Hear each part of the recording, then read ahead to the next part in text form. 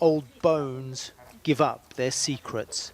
Hands tied in front, shot by firing squad, dumped in mass graves up to 6 meters deep. Most here were suspected leftists, condemned to die by military judges between 1939 and 1956, the first half of General Franco's dictatorship.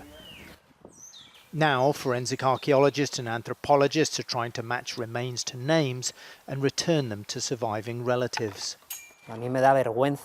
I'm ashamed that in this country there are still so many mass graves to be exhumed.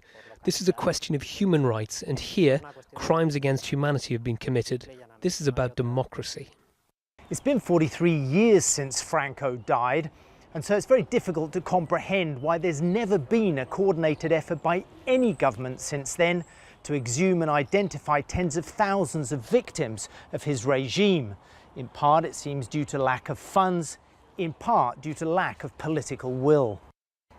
Only after Franco's rule ended, family members dared to mark some of the mass graves. Painted tiles to honour peasant farmers, bricklayers and teachers buried below. Much of the excavation and identification is based on the research of local historian Vicente Gabarda. He unearthed Franco-era registers listing almost 2,300 execution victims buried in more than 100 mass graves. If we don't get all the hidden information out into the open, then wounds will get deeper. We have to bring out the dirt so the wounds can be cleaned and then heal.